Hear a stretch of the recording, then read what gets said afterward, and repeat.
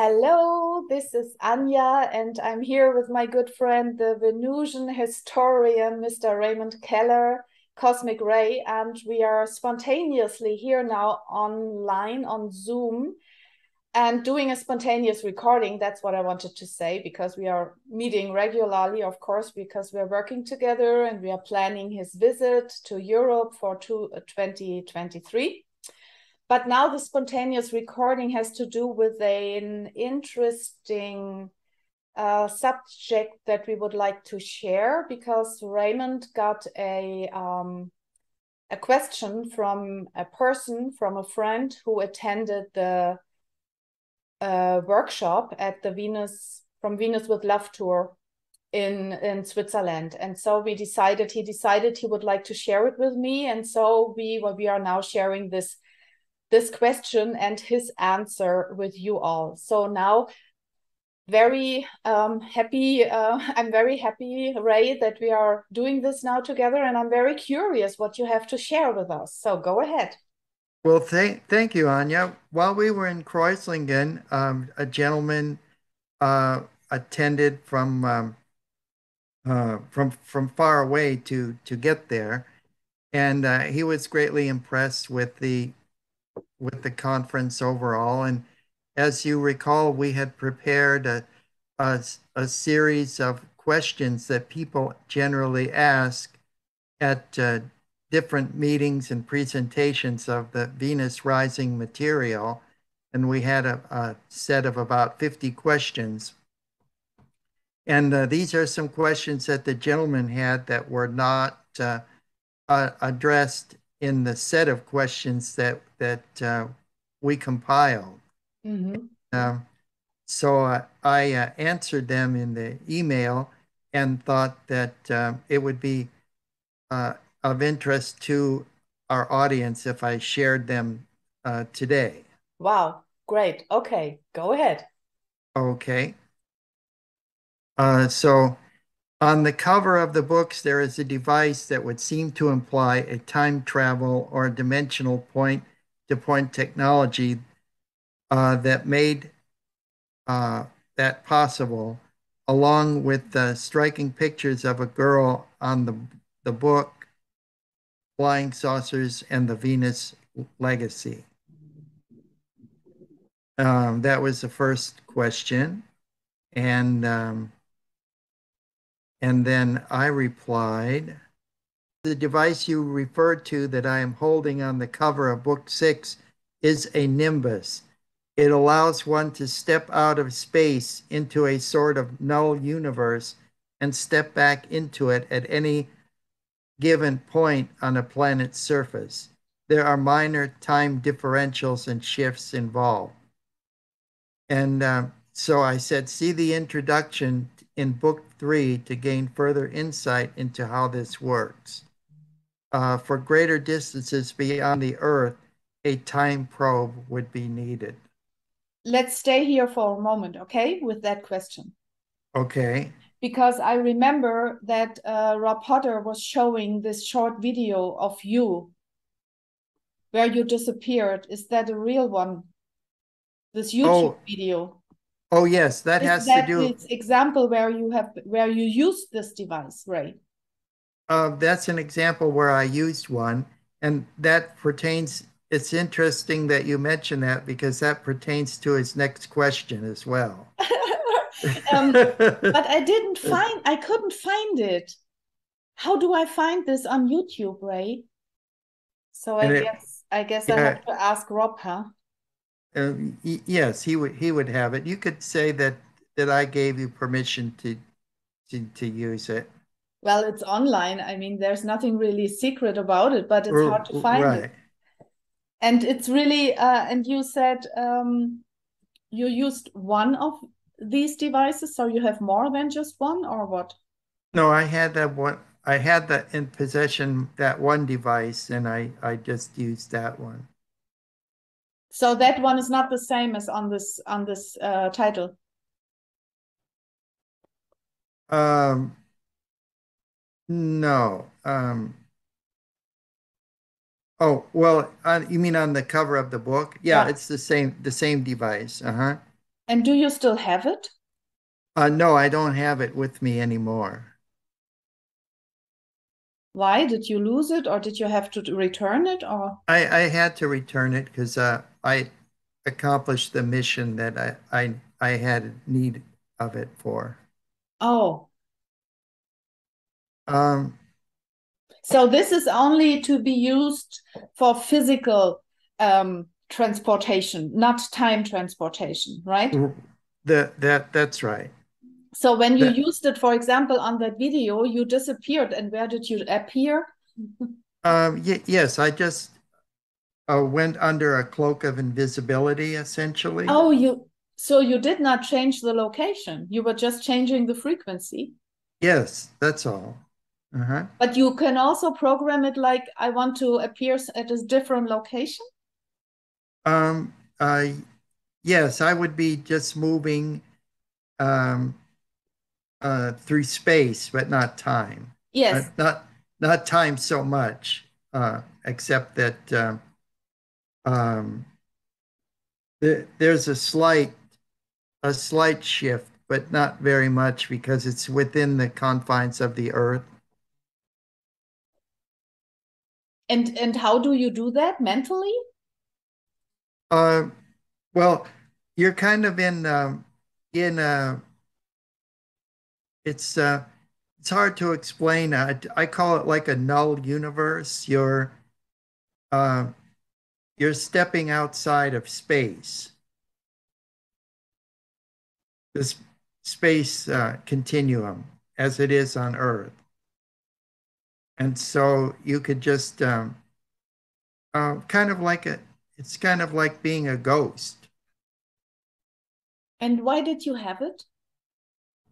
Um, well, this was for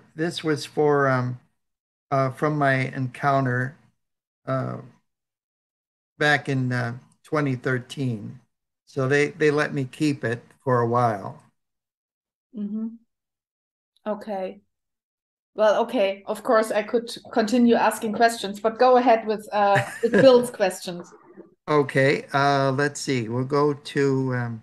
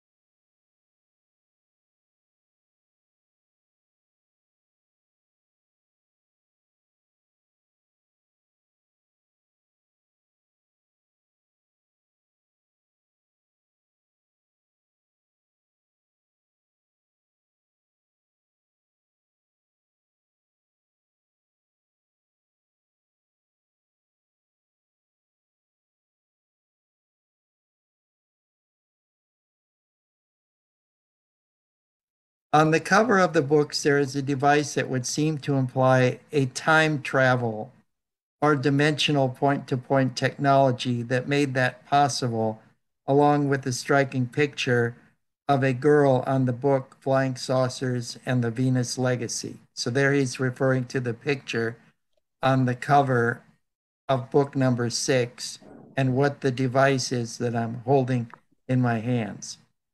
The next question is, when arriving to Venus, is there a need for a gravity or density belt to be worn by yourself coming from a third dimensional world?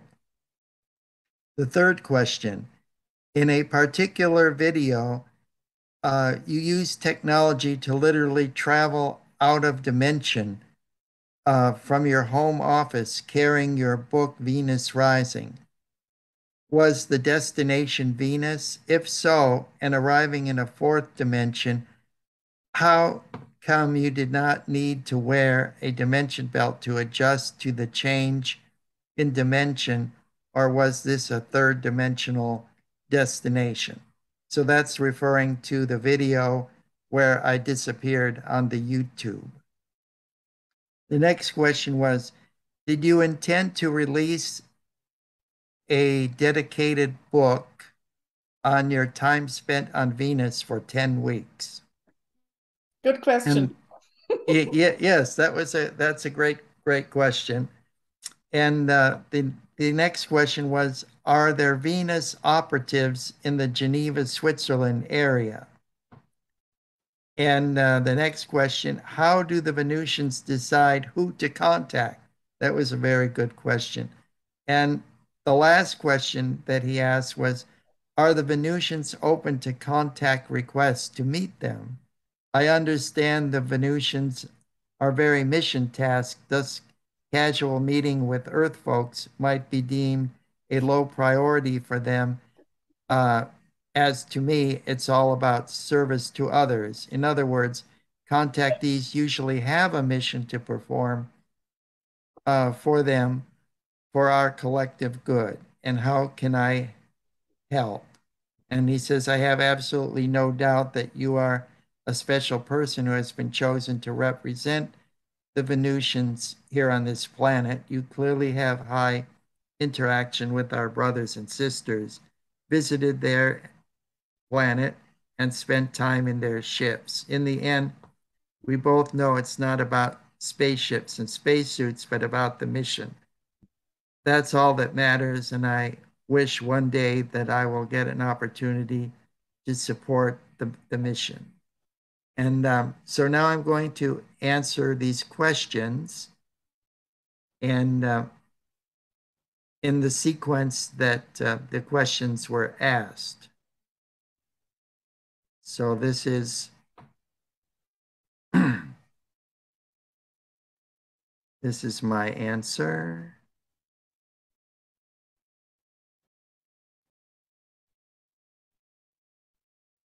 Okay, I said, many thanks for your keen insights and kind words. I hope these responses in answer to your questions are helpful. In regard to the first question regarding the device I was holding in my hand on book 6, the device you referred to that I am holding on the cover of book 6 is a nimbus. It allows one to step out of space into a sort of null universe and step back into it at any given point on a planet's surface. There are minor time differentials and shifts involved since it only pertains to activity on Earth. Since the introduction of book 2, see the introduction in book 2 to gain further insight into how this works. For greater distances beyond the Earth, a time probe would be needed. So in book 2, I was appearing at a conference, a meeting of the as an AmeriCorps Vista, and we were traveling to a youth center in Parkersburg, West Virginia. And I used the device because there were two girls there, and I was with a reporter and some other individual at the youth center, and I engaged it and disappeared. We were passing by a library there. They had a library with all the books there in the center, and I don't know how I knew it, but I said there's two books in there that will tell you more about space and time than any other books, to help explain it to young people. And so I went in there and got A Wrinkle in Time by Madeline Engel, and I picked them right off the shelf. And Kurt Vonnegut's A Slaughterhouse Five, where he's shifting in and out of time. The main character in the novel. And I said, it works like this. And then I engaged the device and blinked out. And so the reporter wrote it up. She observed it and wrote it up, and it's in the book. It's in the book. It's book 2 in the final countdown. Yes, it's in the beginning, in the introduction. Ach, in the introduction. Yes. Forward introduction. It's in the intro by Ariel Crawford. Yes, that's right. Okay, so that's this book. And this is the introduction. Correct. And then in answer to the next question about the gravity belt, no density or gravity belt is needed for operation on Venus, as that planet's gravity in the material dimension is 81% that of the Earth's. So that's an easy adjustment, enough for any Earthling to make. One needs to be quickened, however, before transitioning to Venus or any other planet in a higher or lighter density. And so, as I was only dealing with Venus in the third dimensional density, I didn't, our own physical density, I didn't need to make any adjustments because the gravity is essentially about the same as the Earth, a little less, but about the same, easy enough adjustment. And then in the next question, the answer is when I disappeared in the office, leaving my office, I temporarily stepped out of the material world into the null universe. That's that video that's on YouTube. Momentarily maintaining a cloak of invisibility. Anti-gravity belts can be worn on Venus or other planets as a personal conveyance to permit you to float or fly to any material destination in a standard time. And the next question was when the gentleman asked if I will be writing about my 10 weeks spent on Venus, and I most definitely will do that when I get to writing my autobiography. So I had planned on writing about 10 books in the Venus Rising series, and the next one was going to be the autobiography. The next one, then, but we are not on 9 yet. You have 7. Right. So I have a few more to go. And the autobiography will be the last one. Yes, that'll be the last one. All right. That is correct. Then in answer to the subsequent question about operatives being in Switzerland, there are Venusians and other Galactic Confederation members at safe houses in Switzerland, as well as other countries in Europe and other countries around the world, for that matter. They have safe houses where they feel protected and they can go about their mission in striving to help humankind. Then in answer to the next question, yes, Venusians contact individuals on Earth based on need or the strategic interest of accomplishing a mission. So the gentleman did note that he recognized that the Venusians' actions on Earth are mission oriented, that they're here for the reasons of advancing humankind and expanding our knowledge and preparing us to one day become members of the Galactic Federation. And the next question as to how he could contact a Venusian, I said that you may be contacted by a Venusian or other Galactic Confederation member unbeknownst to you. This person may ask for a small favor just to gauge your response before going on and establishing open contact.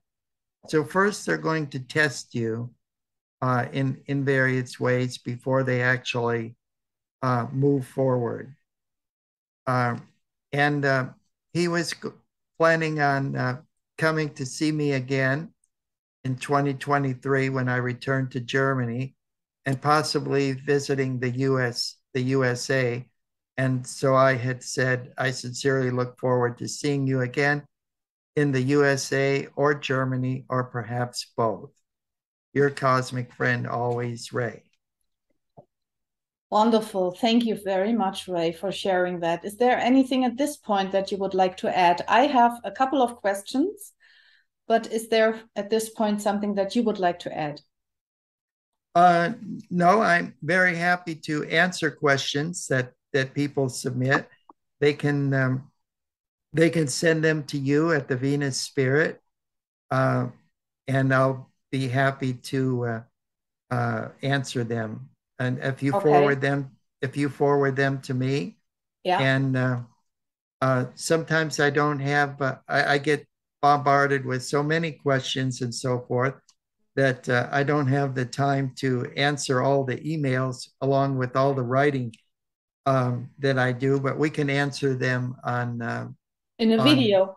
Yeah, on a you video. Don't have to do this in writing anymore unless you feel like it, unless you have the time. But if you feel like doing that with me in a video, I would love sharing that, because then more people can profit and benefit from that, right? And it's saving you time.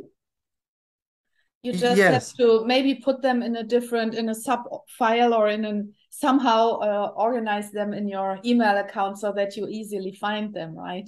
Yes, this is all new to me. Exactly. I didn't, before I might get one or two questions a week, but now I get bombarded daily by all kinds of questions, and I know the books are becoming very popular, and people are asking more questions. And after our wonderful tour, we now have an expanding fan base. Yeah, that's true.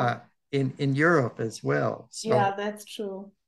Well, we can discuss that after our conversation here, after the recording, to figure this out, to optimize that part a little bit, because I think it's really interesting and it helps us to share this information. So I just have some short questions, I think easy ones, just for our audience who's not so familiar with the term quickened. You said that before you can be, of course, I mean, for those who would like to know how did Raymond get to Venus, this is another big subject, of course. It's part of book number 1 of Venus Rising, and in German Aufsteigende Venus. It's in the last chapter. It's just a short chapter, so it's not really elaborated, right? Not really completely explained. It's more like you had an invitation and you were flown there by with the help of an orb, right? And then with a mothership. And it was a physical experience, as you now said, because the density on the physical Venus is similar to that one on the Earth, right? Yes, this is right. And so now, but yet you now in this answer, you mentioned that nevertheless your body has to be quickened. So what does that mean? Okay, quickened to enter a lighter density or higher higher dimension. And how is that done? Does this immediately happen when you enter the orb or when you enter the mothership, or do you have to enter a specific device for that, or how is it done technically? Well, these are beings who undergo a process of translation where they have become energized so that their molecular structure is compatible with higher dimensions, such as the experience of Annalise Guerin and others who gave up their physical body on the earth form to assume what the Bible calls a spiritual body. Yes. Did I now get it wrong? Didn't you say that you also had to go through this quickened experience to be able to visit Venus? No, I was answering the question of the gentleman about higher dimensions. He wanted to know how you can enter Venus in a higher dimension. Oh, okay. Oh, I think I have to listen to it again. Maybe I got something wrong. So to you be, did not have to go through any specific process or procedure for your trip to Venus. You could just stay the same, right? yes, I could stay the same, although you do pass under a kind of beam that decontaminates you. Yes. All right. Okay. For the physical level. So all the planets exist at various levels or of dimensionality, and so you have to be and a more um, quicken means that you have to be prepared spiritually. Your structure, your atomic structure, has to be augmented significantly. So you're essentially a light being, not a physical being.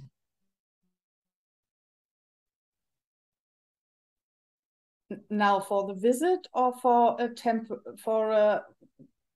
permanent change? For visiting or for staying there.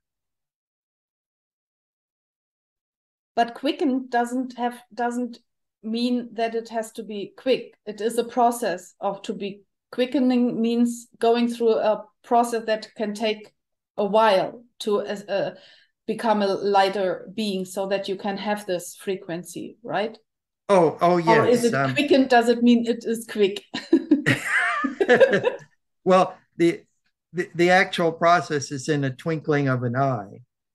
Oh, but before you're ever selected for that process, they're watching you for a long time and preparing you behind the scenes so that you can become an elevated being and operate for the benefit of humanity as a light being, as a higher dimensional being. All right. Okay.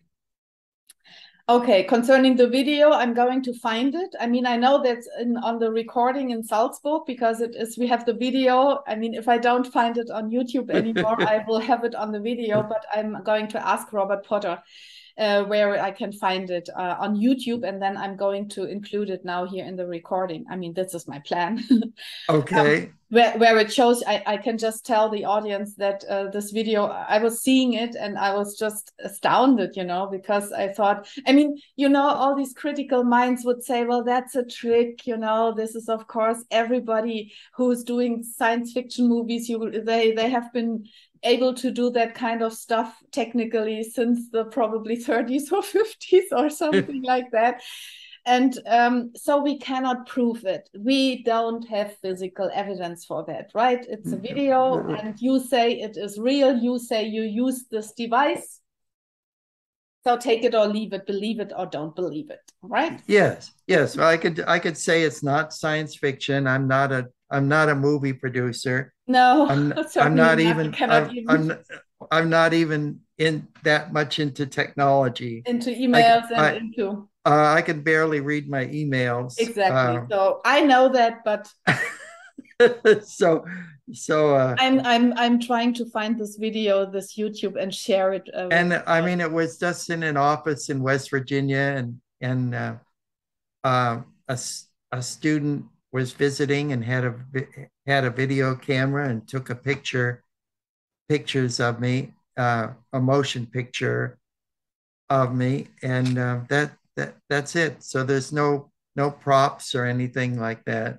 But it was just for a little, it was just a little experiment or a little show, right? I mean, it was not for a specific person. It was just for a specific purpose. It was just for fun, right? Yes, it was just for fun and just to demonstrate how this to demonstrate the some of the concepts in the book, and that's it. That's it. Okay. I'm fine. I'm going to find it and I'm going to share it now.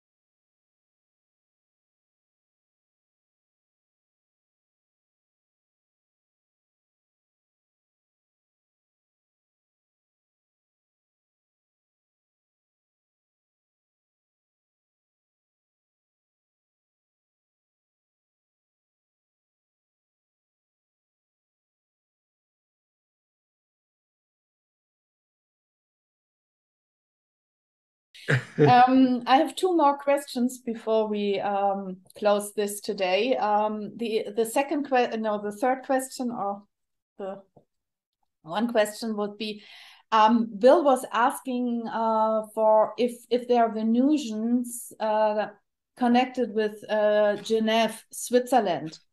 And I'm not sure, but I think he could have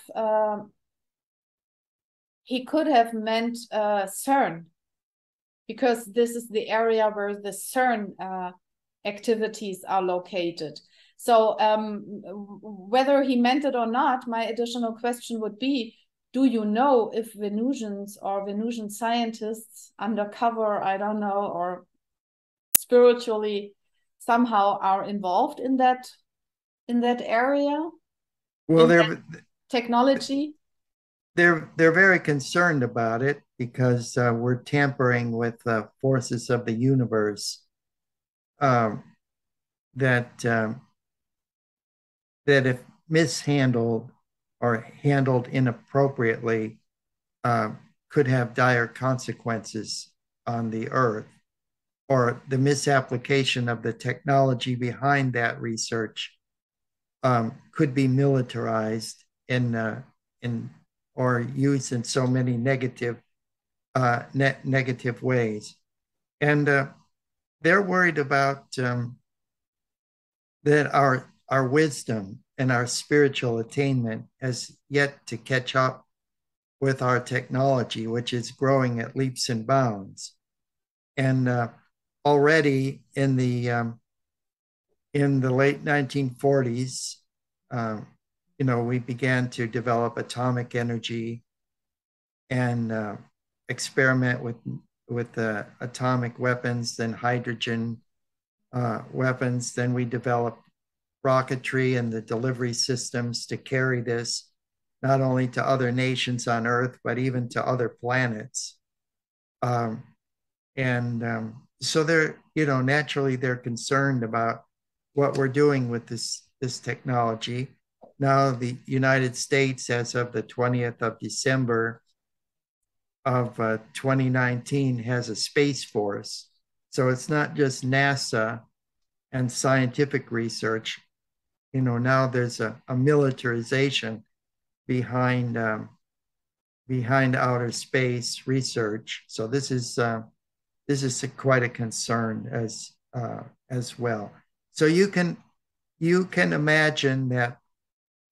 You can imagine well that the Venusians and other extraterrestrials as well are having an increased presence on Earth, especially in those countries and around those areas where this type of research is taking place. I see. I'm pretty sure that you are not aware of what Omnic shared in 2016. It's just something that I would like to add here as a different perspective, or as an just to add it, or to share it. I don't really know what's true, and I don't know what's right and what's wrong. I have no idea. I'm just sharing the information. Do you know, or you don't know? I don't know what you know, if you know that. In 2016, there was this CERN collider activated. I don't know how the scientific terms are. When you're referring to the discovery of the Higgs boson, the God particle? Well, even that, I don't know if that was there at the. I can only say it with my Anya words. I just know that it was somehow activated, and that there were these clouds in the sky, and that there were glowing clouds in the sky, and that there was some energy that was also felt by Omnic, because it was the same time when she was just on her way to Europe. It was from the, it was a synchronicity. That was what happened and what they were working on, the experiments in CERN, and her arrival in Europe. It was the same time I think in May or June or something, 2016. And I don't know how, but some people from our friends and audience and so on, they shared this information with her and they printed paper stuff out from articles and from this photo of these clouds and what happens in CERN and blah, blah, blah, and so on. And then she was activated because she felt like, well, there's really something going on.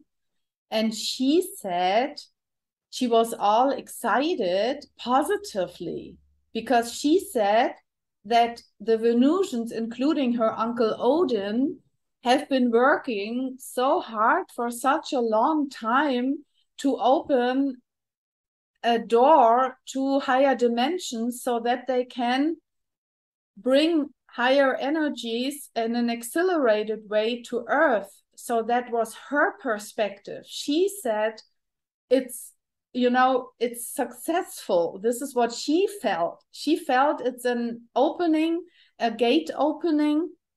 Probably she's also aware about the negative parts or the dangers or something that you were now referring to. But she was only, as she always is, mostly, you know, she said that they succeeded in opening a door to a higher frequency, to a higher dimension, and that they are happy about it, and that now it's even speeding up the process of the transformation of the earth. This is what she said. Oh, yes. Well, Do you oh, get this sure. connected? Oh, sure. Well, she's referring to the fact that technology is a two-edged sword. Mm-hmm. On one hand, we can power cities with that. Let's take the power of the atom, splitting the atom. Take the power of the atom. We can power up the electric grid of countless cities, or we could use that same power to destroy them, to annihilate them. So it's the intentionality behind behind the research, and in that particular case, the discoveries that they were making do have positive applications. And there have been times when the Venusians or other ETs have intervened behind the scenes to neutralize the negative effects of some research throughout the late 1940s and the 1950s, in the vicinity of atomic testing or experimentation. Strange luminous clouds were seen, as well as the materialization of green fireballs and so forth that would neutralize radiation, harmful radiation. So, you know, this revelation pertains to the duality of technology and research. I see. And if it's not misappropriated and it's channeled in the right directions, it can be of immense benefit to humankind and the future of human society. But the misdirection and misappropriation of such energy could result theoretically in the doomsday scenario. So that's why the Venusians are there and have an eye on it and are concerned. But you are not really sure if they are also present there, right? If they are there, maybe hidden, maybe we should not even know that, maybe. Well, I'm sure Omnek is right about it, but I don't know the specific research. It could be pertaining to the. I know the research was done there on the Higgs boson particles, the so-called God particle, and that the same type of particles that existed immediately after the Big Bang and the moments of the creation of this universe. So that would you know, potentially be a wonderful thing, and but the misappropriation or misuse of that kind of energy could also be devastating. That's why that, as I say, it's a two-edged sword. You know, it cuts both ways. I see. Okay, thank you very much for that. And the last question that I would like to dive a little bit deeper into is Bill's question about the contexts and the Venusian context. And you explained it so so that I can really hear it. I know that, but well, what I wanted to say is,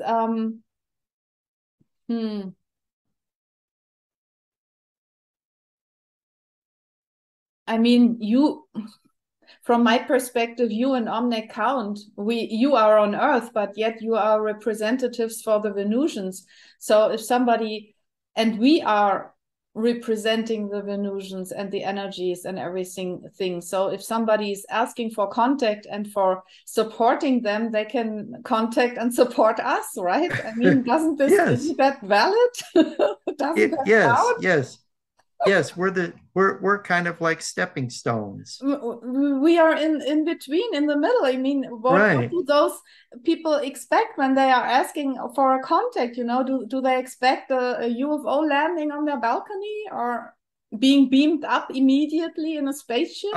Yeah, these things will happen. And they have happened to literally millions of people. If the survey that was taken recently is true. People have been in contact with extraterrestrials at many different levels. Yeah, but I think, I mean, I guess, as far as I understand, they are usually contacting us or showing us when they have they're not doing it just for fun, right? Usually they are contacting somebody if there is a mission connected or if there is a good reason for the experience connected, not just to go up or if there's a reason for it, or if they're trying to steer an individual or even society in a certain direction for their own good. They'll do it if they need to. Yeah. And if we are open the doors, right? And it's not only the mental door of curiosity, it's also the wish for whatever growth, ascension, help, knowledge, enlightenment. So you really have to have this wish from your heart, from your inner self, right? To expand. Right. And help God. Yes, an open heart is essential to all this. Yeah, and to be a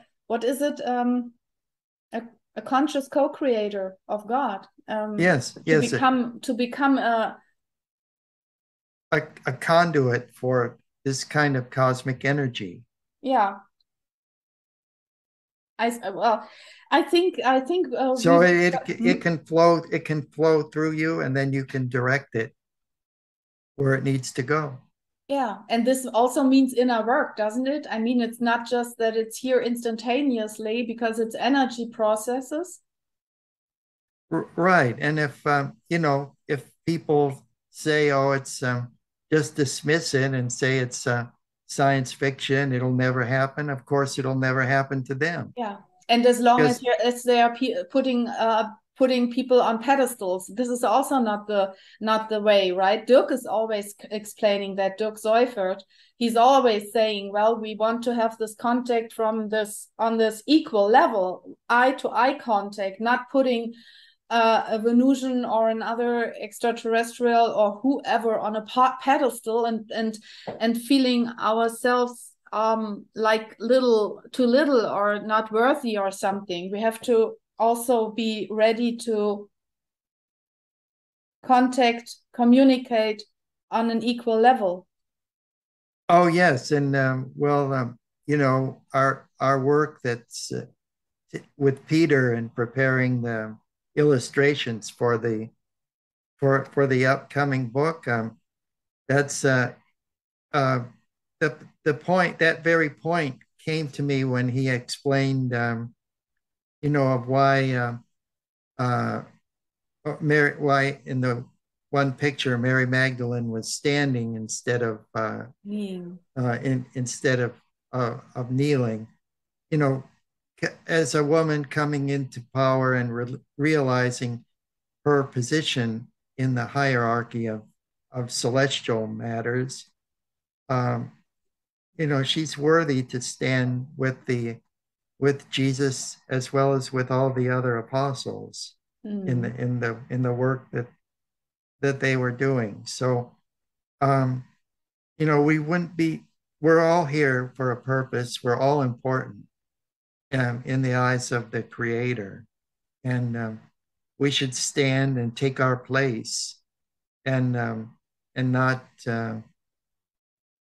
dismiss ourselves or say that things are impossible, because then we're blocking that light and knowledge from reaching us and doing any good.